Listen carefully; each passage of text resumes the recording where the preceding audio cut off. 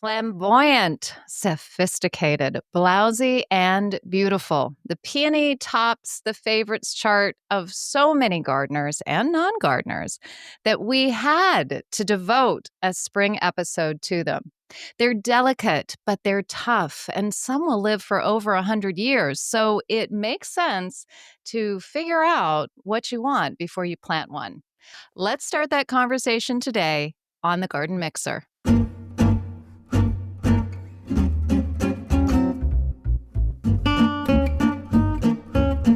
I'm Leslie Harris, she's Marianne Wilburn, and you may or may not know that Vita Sackville West called these plants her gross Edwardian swagger ladies, which I think is a perfect way to term them.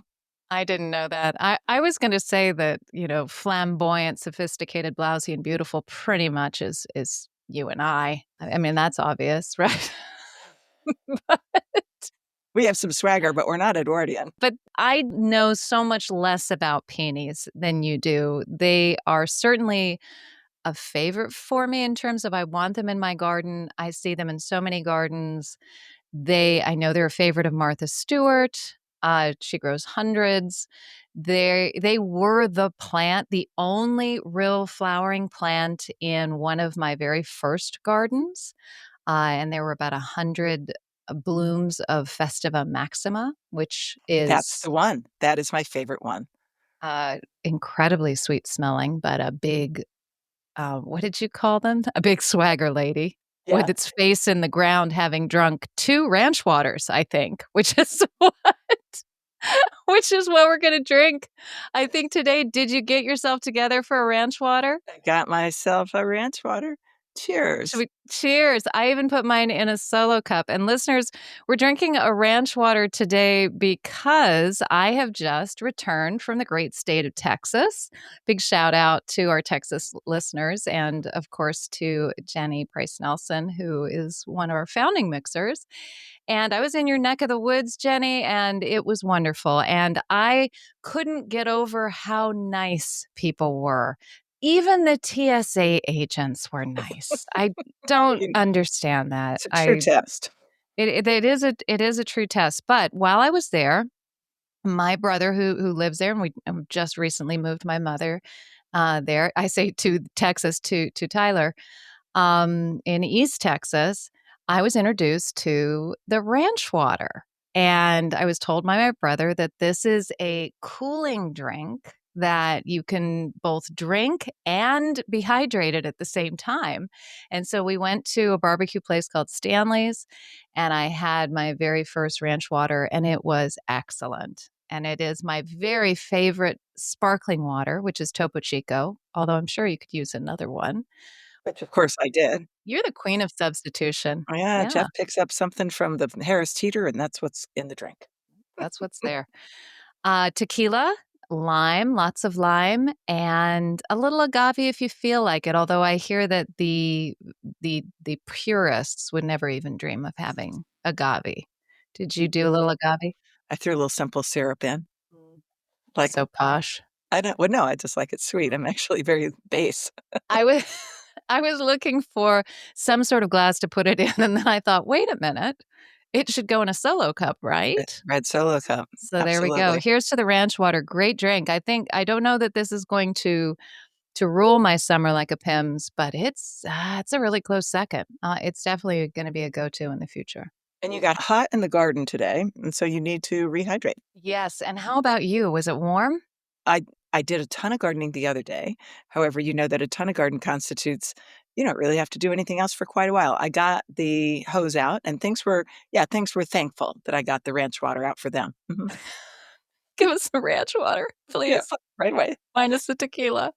I don't have our hose set up yet. I don't have my pump set up yet. So right now I'm doing the Little House on the Prairie Oh, with my water and collected water, and it's extraordinary how when you get out of the habit of doing something, That was tough, but you sort of were a frog in boiling water on it, and you were doing it for a long time. And then you get out of the habit, and you're handed, for listeners who don't know, we put up a pump system last year. And so my garden relied on collected water and moi doing the little schlepping from, and so I planted for drought, but it gets even hotter than that. And so I was doing a lot of schlepping. Well, I did a little schlepping yesterday and today, and I don't like the schlepping, let me tell you. Do you have a Yeah, I should get a yoke. yoke across And your I shoulder? don't know how I got this garden started. Now I understand people's looks of bewilderment when I would say, "No, I don't have any pumped water at the garden," and they would say, "What now?" And what now? And also the deer situation. I mean, you are stepping into modern eras of Marianne's garden with both deer, you can I don't even know what you were growing there. I went last summer I'm and basically a it looked saint. just fine, but my goodness, oh my goodness, just welcome to the modern world. All right, we have a few things for Clear Up Corner. And one of them is that, hey, there was no video version of the ground covers, our last podcast. Cora Leslie made a mistake. I love it, although it was No, probably I my did fault. not make a mistake. Marianne was in California, the reception was not good, and we could piece together the audio, but the video came out with her delayed so that we're saying things at exactly the same time, and then there's an awkward silence where we're waiting to respond to what the person just said. Yeah, it was bad. It could not be mended, and therefore, I'm sorry, but there will be a video version of this one because Marianne has moved back to civilization where there is water flowing and things like electricity and Rich. internet connections and all that. Also, on the ground covers one, I mentioned this glaucus, oh, what do you call it? Ground cover, the grass, it's a carex that I used to grow that I was in love with and I couldn't come up with it, and I not only came up with it because I'm like, "I know this plant, blue zinger," but I also bought myself some, and I'm starting it again. I think it's gonna be fabulous around the edges in certain plots, especially knitting together all my new plants in my new front garden if I get approved. More on that later. Do you remember which species that was by any? Blue zinger. Sorry Yeah, if. I mean, I thought carex was good enough, no? Oh, no, it's fine. I'm sure I'll be able to find it. I'm just curious. I'm so sorry. It was back You a can be little curious. You bit. Yeah, can be I'll curious. stay curious. Well, so I've got some more name clear ups, actually. There were a few that I was struggling with that I could not remember. One was Heuchera Primo Black Pearl, which does so well for me, comes back year after year, big, fat, black, glossy leaves. I really, really like this plant. So it was worth it to go and go look at my labels and let you know what it was. And the other one was an ajuga, which I kept thinking was a parrot or something, and it was Feathered Friends is the series Fancy Finch. So I think I got Finch in there, but I You could might not have remember gotten the some sort of series bird. name. Yeah. And there are many in that series that are different colored. They have those little skinny leaves, and some of them have the big fatter leaves too, but very I colorful. saw on a garden tour that I went to in Wilmington, North Carolina. Thank you, Liz Polson, for taking me with you on that fabulous garden tour. And that is the cutest town. Anyway, I saw both types 2 types of ajuga that you were talking about, the chocolate chip, and it said on the label, "Caitlin's Giant," and I'm like, I'm looking at it, and the garden owner is right there, and she's so sweet to open up her house to, to the idiots like me, tromping through, but I just sort of muse out loud. I'm like, "I would have thought it would have been more giant, huh?" And she goes, excuse me?" And I said, "Oh, I'm just looking at your ajuga. A friend mentioned this type, and I just sort of thought it would take up a little bit more real estate." And she goes, "Oh my god, I put the wrong label down. That's chocolate chip." Ah, there you go. You did a public service, I did, and for Caitlin's giant future. was chunkier. She was a little giantess sitting off to the side, and I got to see her too, so it was great. Did you pick up one? No, because this was just that would have been rude. I would have said, "Could I It borrow wouldn't your have been me. trowel so I can take Yeah. some home Okay. with me?" I did not. Okay. All righty. Well, I would like to eat some crow at this point in the program. And if you've got your salt and pepper ready, Leslie, I'd appreciate it. And that is with regards to the statement that I just threw out casually that nectar is nectar. and so forcefully too. I said it so forcefully. And it turns out, going back and looking at study after study, as penance, that nectar is not nectar, and nectar varies widely in terms of its sugar concentrations and what those sugars are, as well as the amino acids, micronutrients, and secondary metabolites. So, I'm here. It is coming out of my mouth, the crow on both sides of my mouth, and I heartily apologize. However, there's always a however with Marianne. What is not understood throughout the research is the functional significance of the nectar amino acids for pollinators, and they're still not really sure. And what I didn't find, and boy, I went to quite a few people that I know who would know, and you sent me some stuff. You had chat do a Stuff I roundup. didn't yeah, stuff I didn't wanna know anything about. I'm like, Didn't even "Here, look at. You read just this." threw chat on it. And I went through all of those studies, Mrs. Harris. And no, there is nothing that beyond just charting what the sucrose values of buddleia nectar are, which are quite high, and it's not a super concentrated nectar. It's a very free flowing, and that's probably why there's a lot of pollinators on it. That actually categorizes it as a quote junk food for pollinators. And even the RHS was saying, they actually said something along the lines of nectar is nectar, that it's good stuff, it's carbohydrates, it's sugar. But yeah, no, it's not Dunkin' Donuts, it's not Coca-Cola. But it does vary widely, and it's still fairly misunderstood how pollinators use it and what their preferences are. Although bees will remember, I know your eyes are glazing over, Leslie. I can see No, it, I'm but this coming. is You can really have a sip of my fascinating. drink. This is Is fine. that if you there are some pollen or some nectars that have a little bit of caffeine in them, and citrus is one.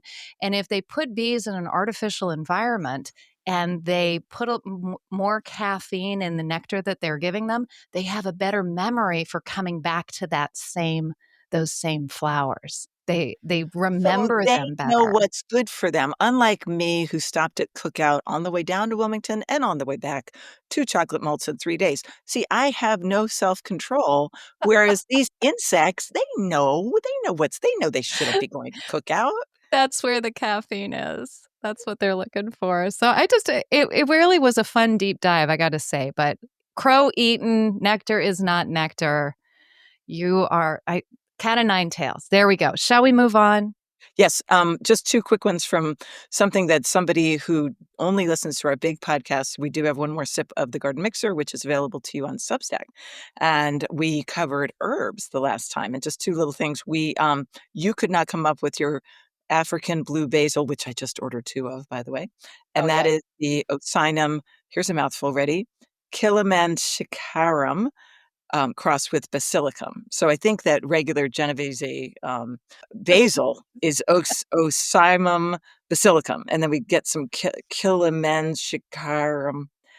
Is there, like, Anyway, Kilimanjaro in there? yeah, Is that I the mean, it whole sounds like there African should be. thing? We By the should way, just well, call it Kilimanjaro basil. Kilimanjaro blue basil, and while I was zoning out on your nectar thing, I looked up Carex. It's the Carex flacca, Flacca. I must think that that has to do with being skinny? So wait a minute. So when I'm giving you these little nuggets of wisdom, you are looking up your Carex, and Aaron is looking up the correct mojito recipe. Who knows what our listeners are doing? Who do I speak? Is there anybody out there? Better Hello, form of can you hear entertainment. me? Also, we were talking about regular old basil, and we were saying, well, gosh, it's hardy in zones 2 through 11, and how big could it get? Because it does appear to get woody at the end of a long summer if you're growing it well. But it is a perennial, it is a short-lived perennial, so that woody, don't get all excited. You're never gonna have a basil tree. It only gets to about 2.5 feet tall. So, Temperperennial. Temperennial. all right, that's enough for that clear up corner.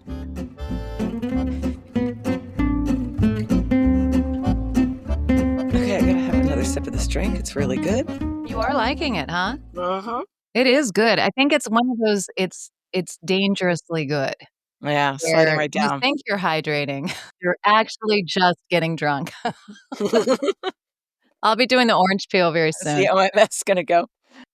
We're back with peonies, and so many of you know so much about peonies. I think that you pointed it out that lots of people who don't even really garden want peonies because they are so beautiful. They smell so good. They do not last a long, long time. I knew of a garden that I was all set to take care of, and this woman, my client, my potential client, my former client, had a garden designer come in. That didn't offend me at all. It was too big a job for me. She had this woman, or this woman did this thing of in most of the beds putting one cultivar, I can't remember which one it was, one cultivar of peonies. So that means that on a good week with no rain, she's gonna have 7 days, maybe 8 of splendor. But if it rains, like only 3 or 4. Can you imagine just investing Right. that much into one time of the year? And then when they're over, they're over. Did she have annuals coming up through? Or was it I just, "This is the I peony kissed field. her goodbye. I said, "Goodbye, goodbye." You and I Goodbye, do not goodbye." see eye to eye on this, so I have no idea. But a lot of people don't know, a lot of good gardeners who garden a lot might not realize that like every other thing, daffodils and all the things that people love so much, there are early, middle, and late peonies. So you could have an extended bloom of these glorious things, and we're gonna mention some names of some particular ones. You already have mentioned a specific Festiva maxima, which for a long time was the only one that I could actually ever name. I mean, the big party, but there's no better name. And I inherited those in my Connecticut garden. They are, listeners, if you don't know, the white ones with this, what do they call that? The picotee or something of the dark red or deep pink Yeah, edging. it's all it's a but it's really, really tiny, and don't they have, like, a little pink spot in them as well somewhere in there? Or was that just me?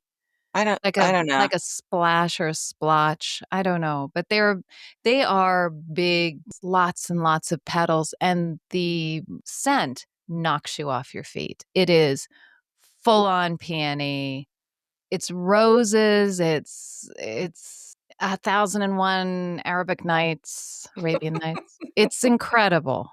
And you don't love to look at a lot of these things. I know that about you because they're Aaron, what is that word? Love What to is that look at word, them. Aaron? Shannon, are you listening? Bulgur, I think is That's what you're looking for. the word. Um, well, I will confess that my favorite peonies that I grow are singles. I love the singles, and, I don't have very many of them.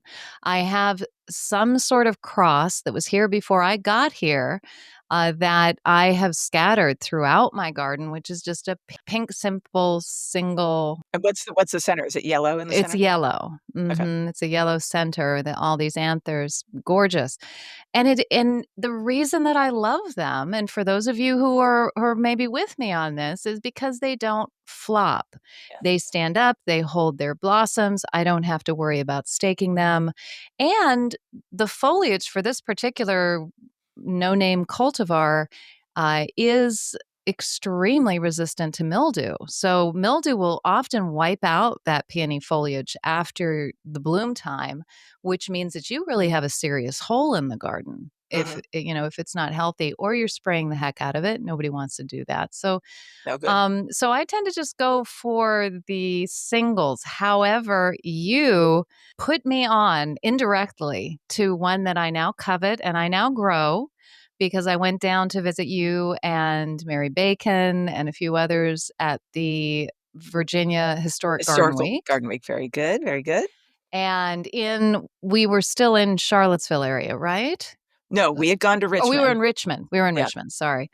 And the coral charms were on full display in vases everywhere, in gardens, and I gotta admit, I fell in love. Coral charm, that's the business. It's a doubly, but not double like Festiva Maxima. It's just a very sophisticated double with a yellow, you can't have a yellow blush, but sort of a suffusion of yellow through the salmony pink, and it's a It's a nice flower. It's gorgeous, and I just hit yes on the order to buy 3 of them today because I've got this fabulous situation with my peonies. I think, you just have such a tiny garden, you're not gonna be able to grow anything. Well, I figured out on top of that wall, peonies are very happy. I only have 4 so far, but I just planted them the spring before last, these tiny bare things, and I'm getting, a couple dozen peonies are not exactly really fast to proliferate, although once they stay even for 100 years. Anyway, I think that I've got really good drainage up there, plenty of sun, nothing's flopping yet, and I have them growing in between my hydrangeas and in front of my thalia, daffodil, Oh, and the daffodil. Let me a so bit of tell ya. they're just going over, and then Mhm. here come these gorgeous, little balls of promise. So I just ordered, like, 8 more, including 3 or 4 coral charms to go right up on that wall. Boom. That's gonna be gorgeous. Yes, I'm almost annoyed with you that you made me do that. But I had another one that I loved that also had charm in the name, and that was cheddar charm. And have you seen that? That is a white, sort of singly double. Does that make sense? What is the difference? See, I don't know a damn thing about these peony vocabulary. And so if you look at a Festiva Maxima, is that a double or is it like a quadruple? If you're looking at Coral Charm, that's a double. That's not but it's not Festiva Maxima double. It's a Yes. different thing. So what's the deal, Leslie? Tell me, please. I don't know. There's some of them are fluffier than others. Jeez. Alright, you go on about something scientific, and I'll go look Yeah, it up. why don't I give you some facts about something? Oh, I've actually got something, and you can go look it up. But even though I have very few that I like, there are some interesting ones that I like and that I grow. One of those is what I always thought of as Peony obovata, but is actually now japonica, which is a white single. It's not really about the flower, although the flower is very beautiful. This is the Japanese woodland peony. And the flower goes away, and then these incredible seed pods open up, and they are blood red with these metallic gray seeds in them that turn black. And They look like the seed pod of a Magnolia grandiflora.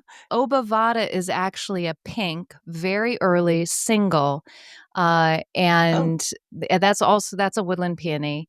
And remember, we were in Cole Burrell's garden at Bird Hill at that same time of year, this time last year. And Cole Burrell is a yeah. very well known garden writer who wrote all about hellebores, has a gorgeous woodland garden, and he was telling us the difference between japonica and obovata, and they had both stopped blooming at that point. So I wasn't pulling in the fact that one was pink, one was white.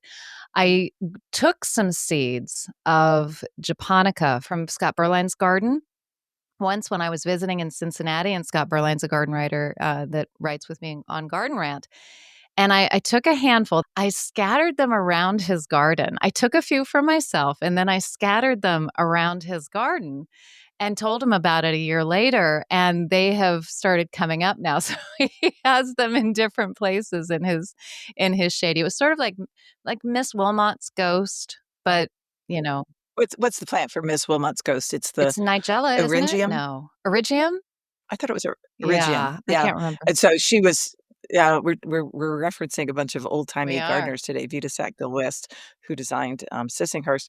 Mrs. Wilmot's ghost, there was a story that she just loved this plant, and wherever she went to visit somebody else's garden, she just threw the seed without asking. Yeah, guerrilla Just, "This gardening. should be in your Yeah, garden." I think Yeah. that's wonderful.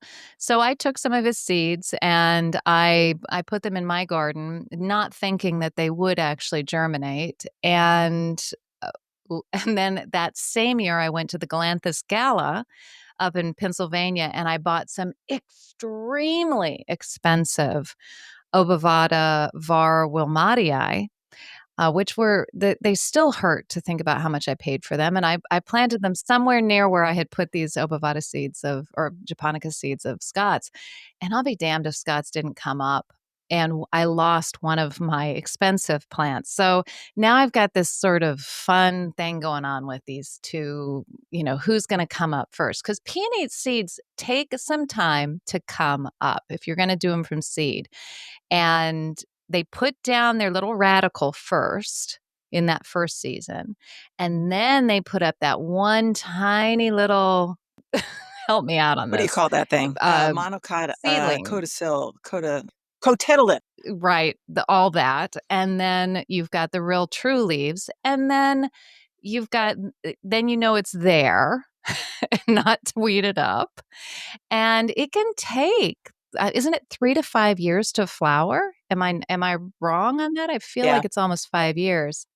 I think it can take a minute to flower, but it is very fun. I had some Festiva Maxima in my old garden that I would just get lazy about deadheading, and sure enough, those babies came, and they're just the most adorable thing when you first recognize them as a peony baby. You're like, "Oh, it's so sweet."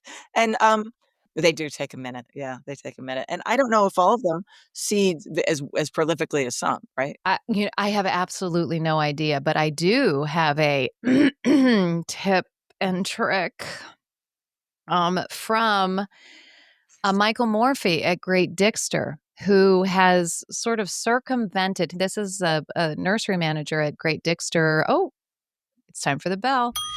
Uh, and he wanted to scrape a little bit of time off of that whole germination thing. And he found that if he got those seeds before they had fully gone black, before they had fully ripened and they were still that sort of shiny gray, then they had not begun to develop the chemicals that inhibits germination in that first year, and so he could get them to germinate a little faster. So for all of those Oh, of you who are, trying to make your own crosses and speed up the process, yeah, it's worth trying. I haven't tried it yet, yeah. because I seem to be gone whenever they've got their seeds out. So I deadhead most of my peonies religiously because I just want the flowers for next year.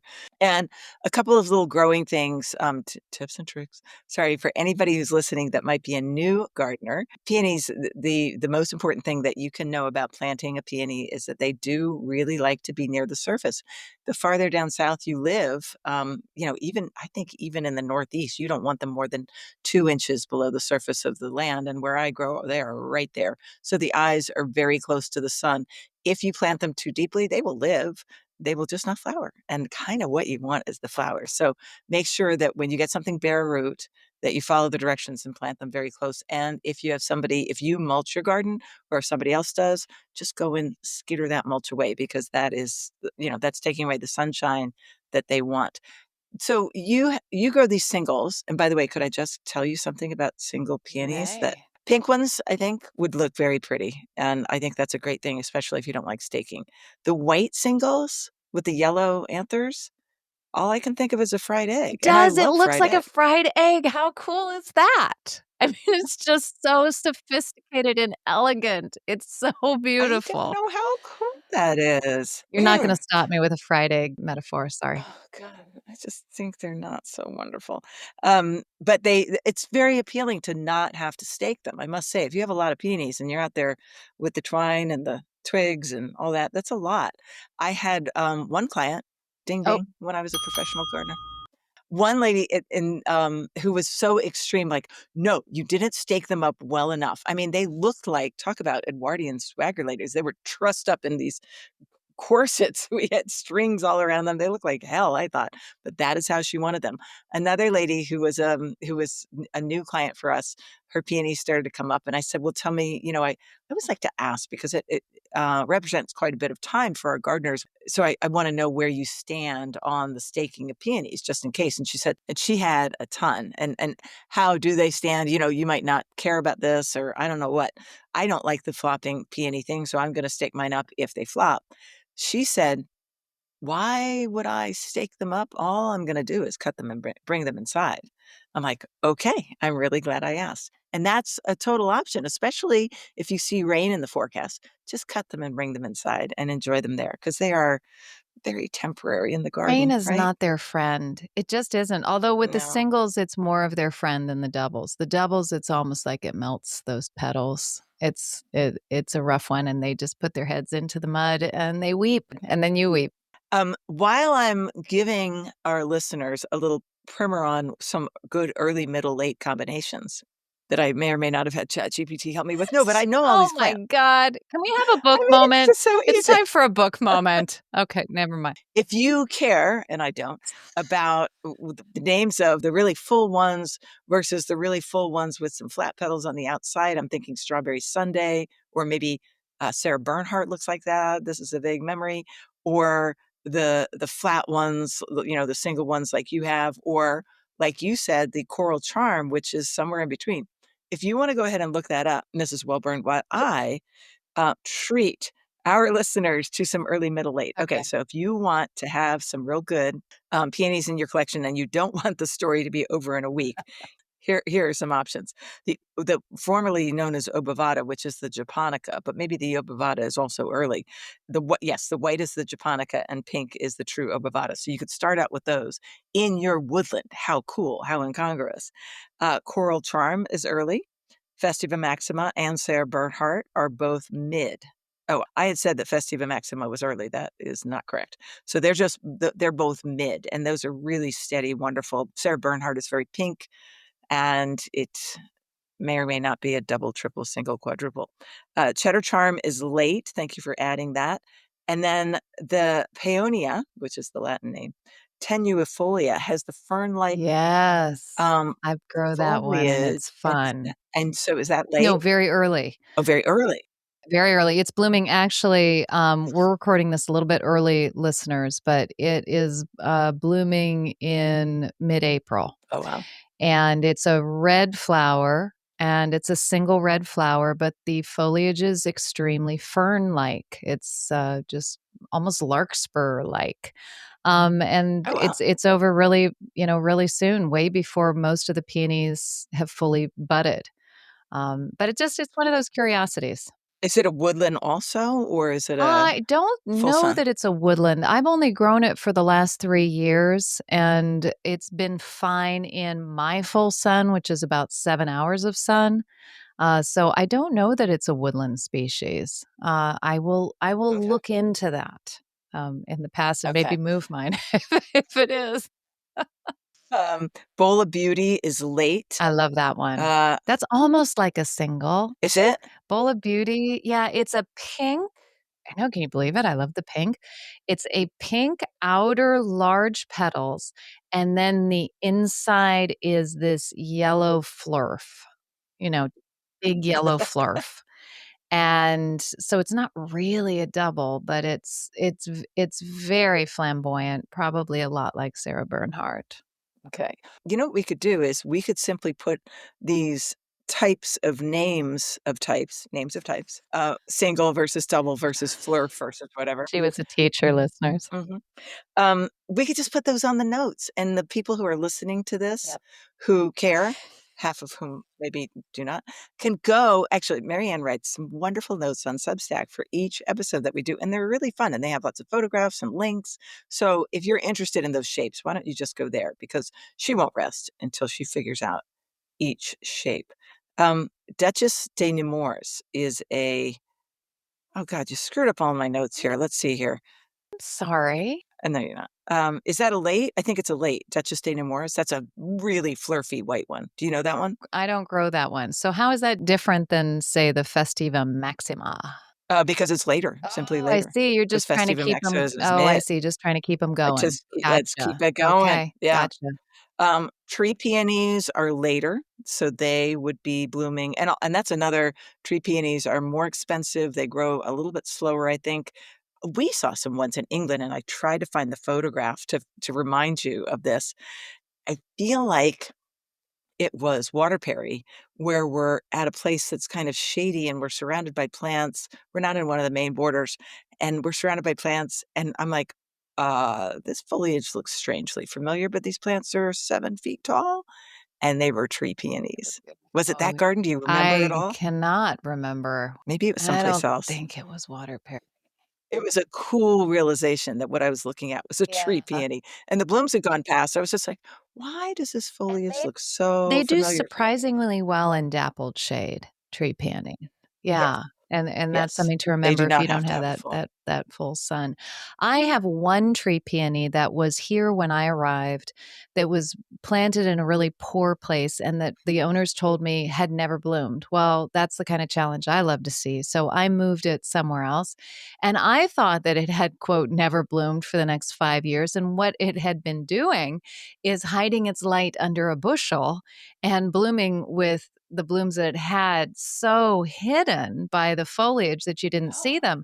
And the blooms were such an incredible coloration. This was Souvenir de Maxime Cornu. And the only reason that I know what the name is because I was at RHS Wisley in the UK and I walked into one of their walled areas, and right up against the wall, there was my peony. And okay, what's the name of that? That is my peony. That's what I'm growing. And that's one of the problems with it is that it just hides these exceptional yellow, blushed with pink, and truly blushed. Like we use that a lot as garden writers, blushed, blush this, blush that. But this is truly blushed and then a little bit of picoty on the ends of pink. And so I haven't had it in me to execute this plant because even though it's a just a shiny garden plant, it and needs like 4 interns holding the blooms up. It's such an incredible bloom that I just want to cut it and bring it in. And do you? Yeah, and I do. So I haven't executed it. I'm gonna continue to have it for the same reason you said, of just cutting those blooms and having them. Yeah, for a week. I mean, they're awesome. But Ito, you should talk about Bartzella. Oh, before we leave trees, Mm. I grew, but I think I might have just found another one that I've ordered, a Cora Louise, which is it's a spread out bloom, so it's not all flurf, and it's kind of a lavender almost, kind of pinky sort of situation with the near the center of it being much darker. So that's a recommend, Cora Louise. Ito Bartzella is something that there are a lot of Ito, or what do they call that Yeah, intermediary? it's, The oh, heck, it went right inter out of my head. intersectional Sectional, that's right. Mhm. intersectionalism. And so Ido or Ito, I don't know how you pronounce it, they're herbaceous and tree, and I took care of a garden when I was a professional gardener. We already rang the bell, you don't need to. Okay. The woman, she hired me, she said, "I have a bunch of peonies I'd like you to come take care of." And I did, and I loved it, and she had lots of different types. Well, her intersectional ones were trying to revert back to simply herbaceous ones. Either that or some of her tree peonies were trying to revert back, but there was always a struggle, and I'd be like, "Do you care? Should we get rid of these? They're gonna have flowers, I don't know." And she's like, "Honey, I'm not gonna live long enough to worry about that. Just let them flower. Just let them flower." I love that. I know, she was a very practical woman, Diane. I inherited in this tiny, tiny property, there are several very cool plants, and one of them is a big old Bartzello, which is that lemony yellow, and tree peonies and or intersectionals, their bud is even more promising than that little ball of joy from a regular herbaceous because they're so just like groovy and pointed. I remember being a docent in Historic Garden Week when one was, just in bud, not in bloom. And so many people came through and just said, "What is that?" Not a flower on it, just those crazy buds. It What's is, going to happen? yeah, Yeah. yeah, it's very attractive. So that would be one of your latest ones, and I see you added Souvenir de Maxime Cornu, which we Cornu. discussed. Yeah, and just for the record, I told you last year that my Bartzello steadfastly refused to bloom even though I bought it in bloom, and you told me, I think you planted it too deep, and man, it pains me. It pains me deeply to say that you were right about this, but I pulled that up a little bit, and I got 3 blooms off it last year, which I hadn't gotten in 4 or 5 years, so you were obviously onto What do you see for something. buds? I haven't looked at it, this season. I was too busy weeding out Critolus incisa. Sorry. today and suffering from heat stroke to worry about how many buds were on my Bartzella. Although there are quite a few on my other herbaceous that are closer to the front. But yeah, that's a cool one, and you see it a lot, and it's still pretty expensive. Those plants are upwards of $60-$70 sometimes. Well, then let's talk about propagation and going to jail, Okay. Okay.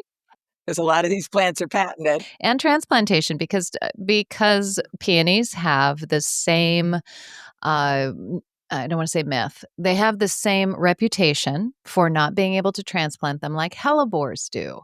And I think this is based on my experience with transplanting both of them successfully, is that yes, they don't transplant like the same way you would transplant an echinacea or a geum or even a cowslip, and then they're just happy and they're blooming that same year. They sulk. They're not happy about it, but most of the time they do not die. I've transplanted so many and divided so many hellebores over the years and lost just a few. Not very many, proportional to what I've transplanted. And the same's true with my peonies. How about you? Am I going out on way too much of a limb there? No, in my experience, it can be done. It can be, they recommend it in the fall, which makes sense because it's not getting so excited about making flowers or having, tired from just having made flowers. And so, but I just did this thing of moving a tree peony in the heat of a June day, and I just thought, "This will be a great experiment to see whether this can happen," and full sun when you are transplanting something and literally the sun is beating down on the roots, you actually might wanna go get a golf umbrella or just hide it under a bucket or because the seconds can count when you've got those roots exposed. I transplanted it, it lived. Yes, it was very unhappy with me. It wrote a strongly worded email about Dear the actual sir, I was most the timing disappointed. of the transplantation. Yeah. It's kinda cool that when you go to dig one up and you wanna divide it, so we're saying that these eyes should be near the surface, but if it's a long established peony, sure, the eyes are near the surface, but that root system goes down a foot. It is a big job to transplant a very established and old peony, but it's worth it, and then you pop it or you kinda grunt it out, "Ugh," and there it It is, breaks and then you off a sort of lot of all of these yeah. rhizomes just sort of break off. Are they rhizomes or are they tubers? They're rhizomes, really, aren't they? I feel like they're Yeah. rhizomes, and you can see, depending on the damage that's been done, whether you can see the eyes and you can see, "Oh, this piece is no good. We got nothing Mhm. here." And this piece, "Ooh, this could be a new little tiny peony." So it's actually kind of fun to do, but I recommend a not windy and not sunny day, and I do recommend fall when the foliage looks like doo-doo anyway. Let's just that's a great time to So transplant. you know that ground cover episode that we just did, and you gave a little caveat while I was otherwise indisposed on some bad boys, and one of them was Agapodium or bishop's weed. And I have got so much bishop's weed up in the business of my peonies. And every year I sort of weed it back, but I know that I cannot rid myself of this stuff unless I dig that peony and pull all of those rhizomes apart and take out the tiny little rhizomes of the agapodium, and then knowing that that's gonna set me back probably a year at least or 2 in bloom has stopped me every time, and so had I just taken care of this, 5 years ago when I saw it was an issue, I wouldn't be talking about this right now, but, just deal with something when you see it, but, oh, yes, Miss Harris in the back. I have 2 questions for you. One is, can they happily coexist? Is it just an aesthetic thing, or is this hurting your It's peony? not hurting the peony in the slightest. It's more do I want the Agapodium competing with everything else I have in that bed? And the answer is not really. But Agapodium is also can be very beautiful and makes a great ground cover if you can start to make your head look at it that way. Um, I just didn't particularly want it back there, but I will not be able to eradicate it unless it's eradicated from the roots of within that peony because it just wants to keep coming out. So I'm trying to let it be, and enjoy it. So I'm trying to get rid of Agapodium too. Part of me, it's not an issue. It's just near some Sullivan seal. I have a garden the size of a postage stamp. The Agapodium problem is about 2 square feet. So we're not talking about real issues here. However, I also have that control thing. And part of me is saying, no, dig down and get every one of those stupid roots that breaks.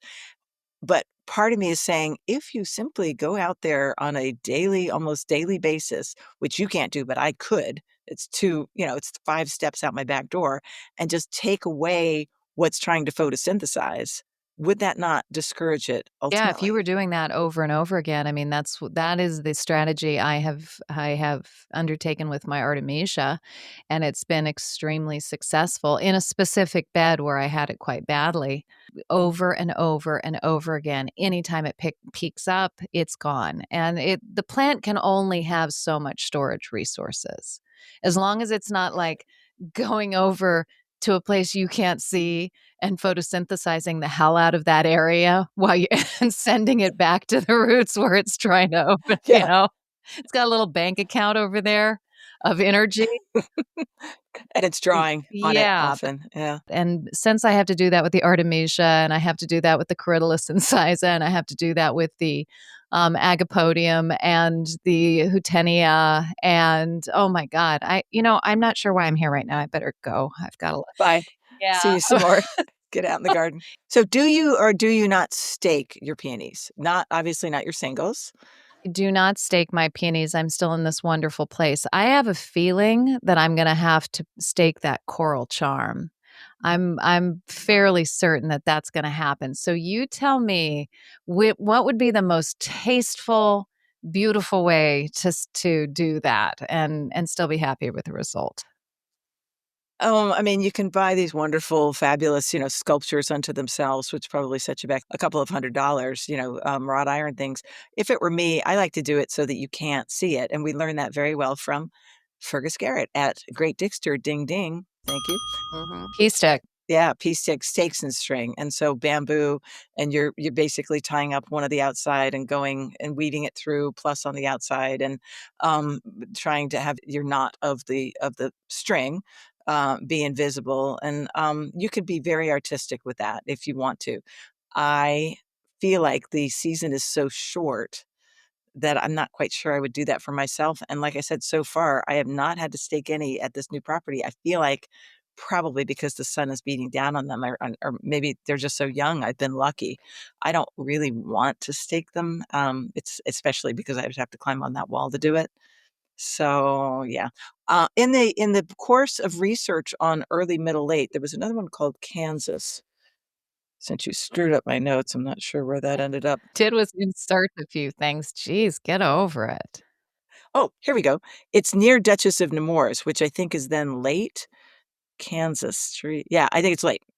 Okay, so I found some Kansas online today because I'd never heard of Kansas. It's a very strong pink. You would not like it. Do not get it. However, it's a double.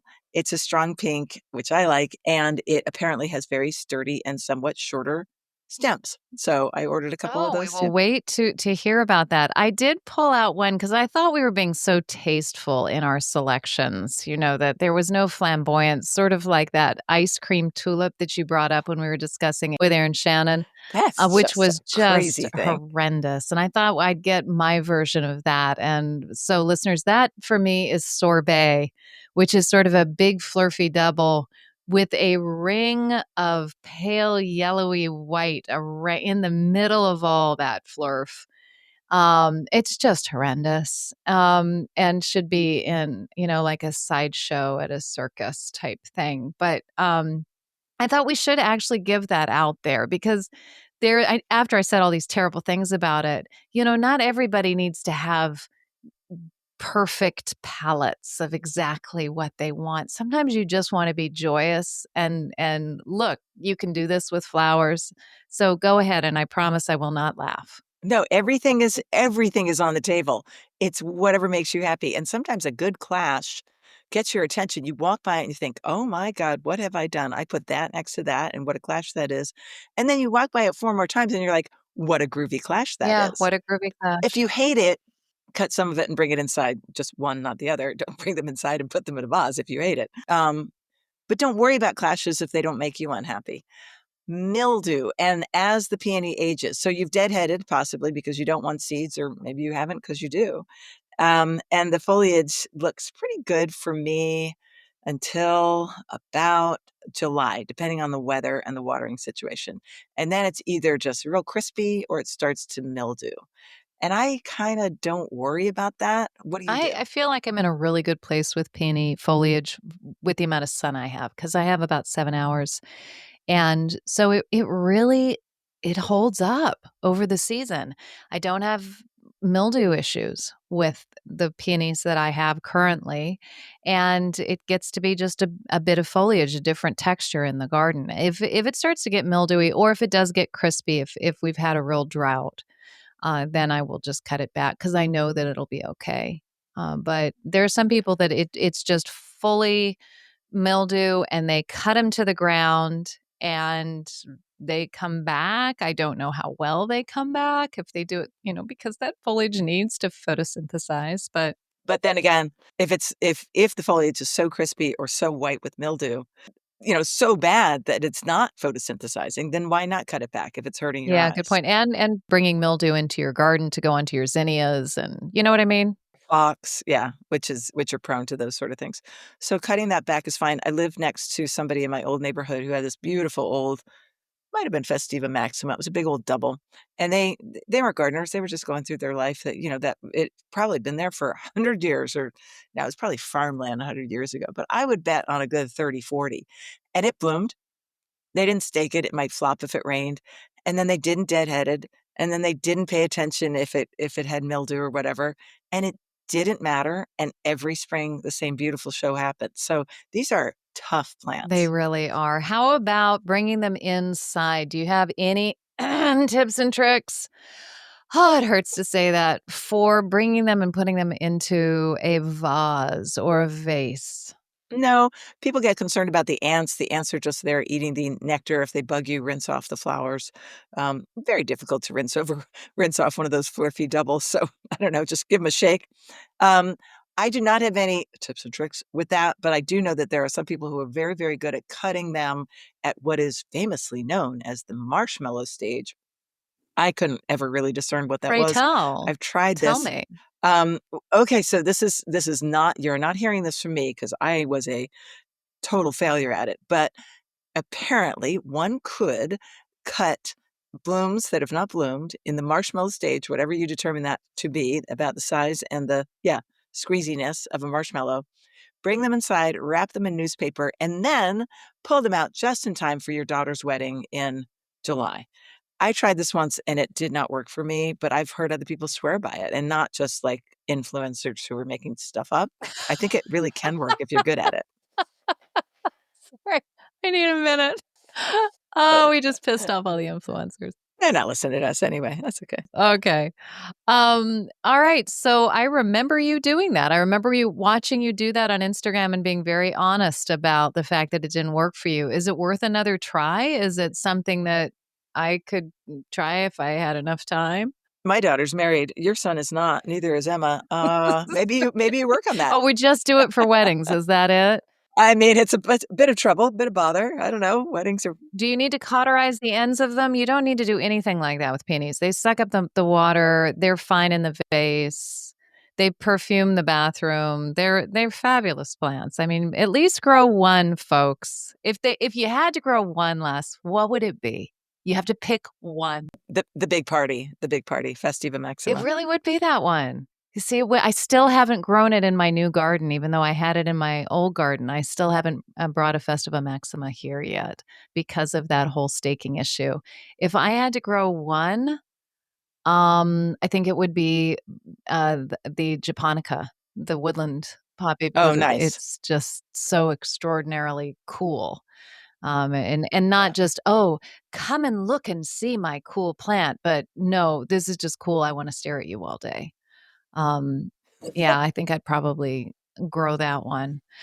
All right, have we landed this plane on peonies? We We have. have. I mean, Yeah. that's all there Yep. is to know, folks. We've given you all the only cultivars you ever need to try, the only species you ever need to try.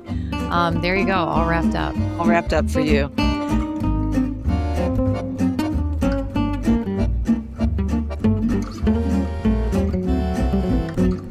All right, we got a couple of comments worth repeating because they were just so friendly and nice from Joanne Franco on YouTube.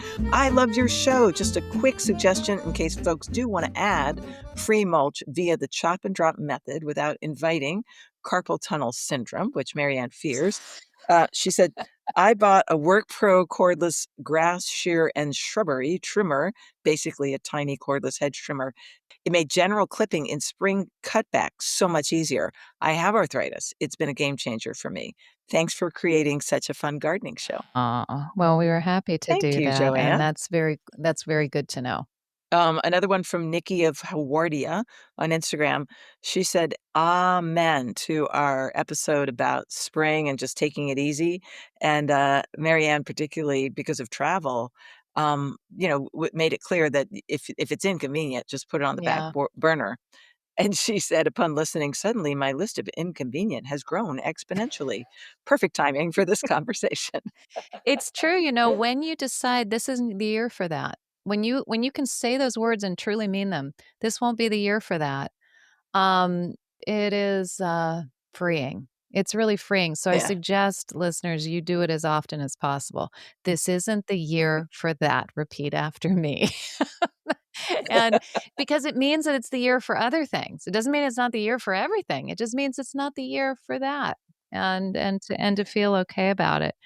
You gave us those really lovely ones, and I have just remembered that I so wanted to share some of one of the reviews that made me laugh so hard. And can I find it? Well, while you're looking, let me just say once again, thank you, Liz Polson and the Garden Club of Brunswick down in Wilmington, North Carolina, for having me. The Cape Fear Garden Club put on that fabulous tour. I also got to see Airlie Garden and the Wilmington Arboretum, and I had such a fabulous time. Wilmington is like the cutest little town. It's like this, not Charleston, not Old Town Alexandria, but good, really, really good. I loved it. They evidently have an azalea festival down there too, which I'd like to see, and the Oh, that's what was going on. Oh, we have bleachers. I didn't see the actual parade, but there were bleachers in the street. I took a big walk on Friday morning, and there were all these cops who were ready to deal with me if I was gonna get in the way of the azalea king and queen who would be crowned later that day. Right. It's big. Yeah, it's a very, very cool town. Um, so this I got it. I gotta do this one because it made me giggle. And it's from somebody named Johnny Baloney, which, there we go. They said, if you view your garden as a curio cabinet to store the latest offering from proven winners, if the difference between fuchsia pink and warm purple flowers will give you a brand new perspective on asters, if you must add a $40 Aurelia because its anemic chartreuse gold foliage is a simply stunning revelation compared to the previous cultivar's lime yellow foliage, then this is the podcast for you.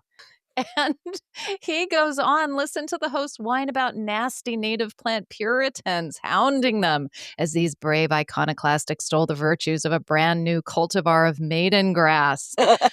Oh, I mean, I've got to give this guy or girl a great deal of kudos for just really taking the time to get to terms with a review, like the deep into. Beautifully written. Yes, just well done. And apparently, there's something about you listening to ChatGPT, but which I agree with. But Don't blame you. Here I am. But evidently, both Leslie and I are both just trying to recreate a Better Homes and Gardens magazine cover page that we saw in 1992. So 1992, I was definitely not thinking about Better Homes and Huh. Gardens. I had a 4 and a 6-year-old and was working, yeah, I wasn't even looking at any magazines. I think I was Good try, dude. globetrotting about then, so I'll have to go back. We'll have to check tape on that. Can I have a quick book moment with Marianne, please? Please do. Because, Please do. we got out of peonies, and I'd like to just put in a book that's not necessarily about peonies. I actually don't have a volume that's just about peonies, so please feel free to recommend one to me. But I do have this wonderful book, which is Taylor's Guide to Growing North America's Favorite Plants. This is an oldie. This is from 1992. Probably is actually, and I'm sure this plays right into Johnny Baloney's review. But this is a book that is a wonderful book for beginner gardeners who want to go a little bit deeper into genera that they love and want to know more about. And look at what the cover picture is. There is that's not apt. It's a peony. Oh, It's a whole bunch of peonies, but yeah. this has got lilacs in it. It's got peonies. It's got poppies. Actually, we're doing poppies on one more sip after this episode. And it's just got a lot lilies, a lot of plants, and it's not just a quick little bit of junk information. It's quite good. It's been in my library for many years, and I love it. And it's by Barbara Ellis, who is a very well-known garden writer. There we go. That's a book moment with Marianne Wilburn. Thank you very much for that. I'd like to know, since you were away for so long, and since spring always changed things so fast, and plus you came home to this deer-free environment, what was it like to walk around your garden for the first I time? don't think I can talk about deer-free environment anymore because it's just too terrible What? for those who don't have a deer-free environment. I mean, I do No, I refuse to let your weirdo personality to have a negative result I'm on just my thinking fun. about I wanna know Aaron. what's growing it. Just give me, like, 3 or 4 things that you didn't get to enjoy last year that you're enjoying this It year. was incredible to come back because, listeners, I've been in California, moving my mother from our family home, of 47 years, which is bizarre because 'cause I'm only 32. And to Texas, and we had a road trip, and we tried to catch the super bloom, but we did not catch the super bloom, but I saw some we went over the pass and or one of the passes, and I saw some incredible wildflowers, but like desert mallow and just incredible things. And then you know where I saw the most wildflowers, Les? Was in Texas. Where? I saw the Nice. bluebonnets. I saw plants that I still haven't even had a chance to ID yet. And settled my mother, and both in California and in Texas, uh, it was full spring. I mean, trees were fully out, things were warm, it was spring, and I thought, "Well, this spring, I'm not gonna see the Claytonian, I'm not gonna see the this and the that," and I got home, and we're right on the edge. We're on that beautiful edge, and the Claytonia is open, and the Oh, bluebells are still bluebelling, and even the mhm. the Thalias are still lighting up the dusk, and wandering around my garden, uh, I'm drinking in that. The red buds are in full red buddiness, and I'm also realizing I'm not seeing any nibbling. I can't describe how different that is. I almost feel teary talking about it because it's always this mixture of excitement and sadness and anger. And so to not have that, just to be able to do the one, which is just drink in the beauty. Fantastic. Now I feel even more guilty, damn it. Because you're you. You can't just enjoy this. Okay, the anger gives way to guilt. Yeah. Wow. Oh, wow. Okay. Alright, let me just tell you about my front garden There's no update. guilt, no Um, anger? yeah, not a lot. I submitted and it goes to committee in a couple of days, so by the time this drops, I will know. By the time we record next, I will know. I've been told that I should be at that committee meeting. I'll be in Connecticut, but I'll get on the Zoom because there are some questions like, How many plants? How How many many plants plants? do you want to put in your front yard? Why are you taking away your entire front yard?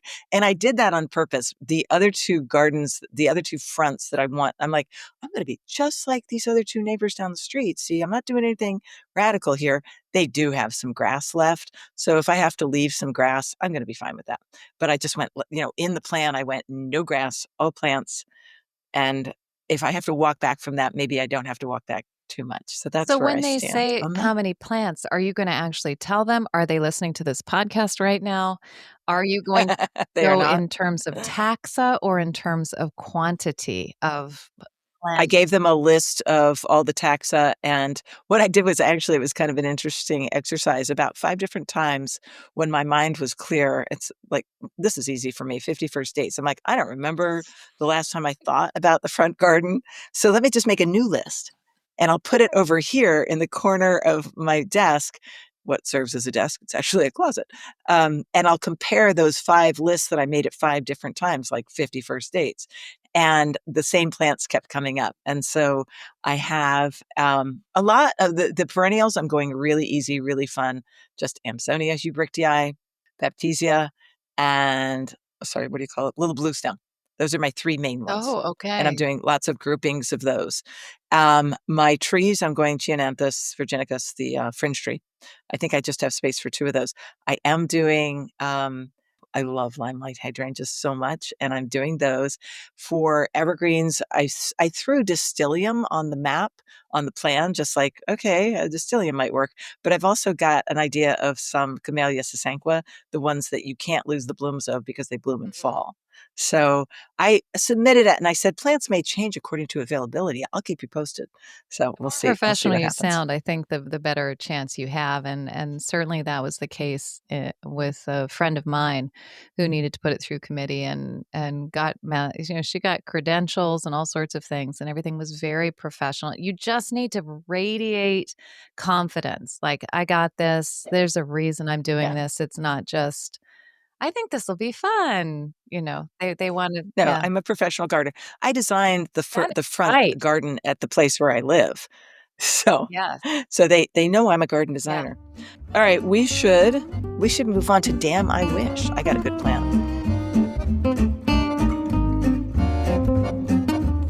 You have a good plant. I have a surprising plant, a plant that's not very well known usually. Damn, I wish I planted that. This is the part of the show where we talk about something that should be looking good in your garden at this time. Looking good for us. I mean, we realize that lots of our listeners live in different places, but here's a good spring shrub, and it's got the most fabulous name, and it is Deutzia, Deutzia gracilis, and the real botanical, I guess they call this the cultivars, Duncan. I mean, it sounds like some Scot who might play golf, but somebody had the brains to have the trade name be Chardonnay Pearls, which I'm like, Chardonnay Pearls? I mean, I'm just sign me so up. I want in. this plant. That would actually put me off the plant, just so you know. I'd like Chardonnay Just and pearl? because you don't like Chardonnay and you're okay on pearls. I was thinking of other plant names that would put you off that I would love, like Mahjong Margarita something, or Don't give what's the other proven one? winners any ideas, please. Debutante It does Diamonds. Oh, oh yeah. my god, no. You Sorority probably weren't a sparkle. debutante, were you? No. Anyway, Deutzia is a great plant, but they have bred this to have lime green foliage, and it just lights up, and not so sunny. I mean, it can be in full sun, and you'll get more flowers with full sun, but you will get fabulous foliage all season long, really. With this plant, if you put it in some dappled shade, it only gets to about 2 by 3, and it has gracilis is the adjective meaning sort of graceful, and it has these sort of arcing branches that you just cut one and bring them inside, and they're just, they're fabulous. The little blooms are like little tiny pearls, and that's just what they're kind of bell shaped, but they look like pearls. And sometimes some of the branches get are done and they just look kind of dead. The plant's probably fine.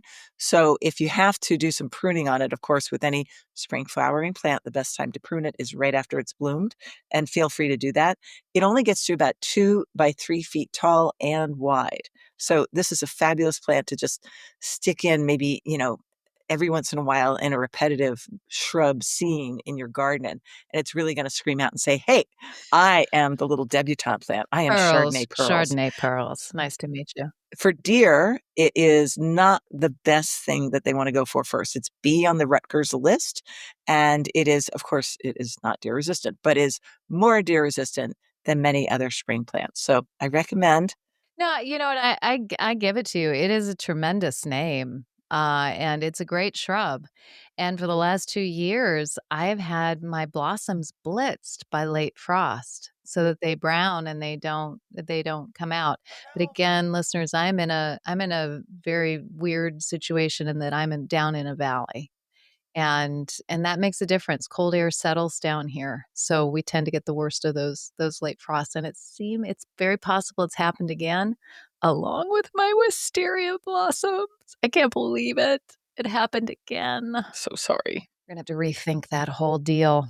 But I think that plant is gorgeous, and it's a beautiful foliage plant.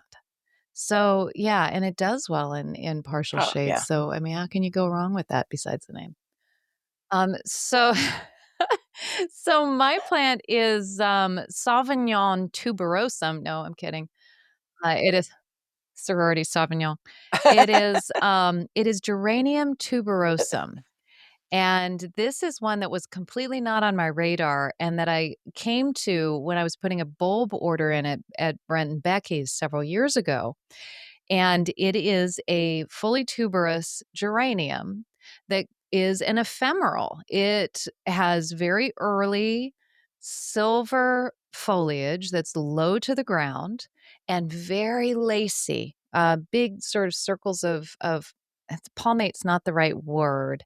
Just sort of think of it as almost ferny like foliage that's very silver, and it will just slowly carpet, and then in the beginning of May it sends up these beautiful little blue flowers. So like geranium macrorhizum, it is, the foliage is really beautiful, and the blooms are pretty good too, but the foliage is great.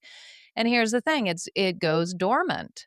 So you could plant this with, say, Begonia grandis, and you could have that two-stage of a bed where you've got one starting to push up through the other, and while the other one is slowly finishing its photosynthesizing and going back to bed. And it's really bright and beautiful. I put it in with some crocuses, and the rodents who have loved my crocuses in that area, I have not eaten the geranium, and in fact, it has spread. So I've got about a 3 by 3 foot patch of it now. It's zones 5 to 9.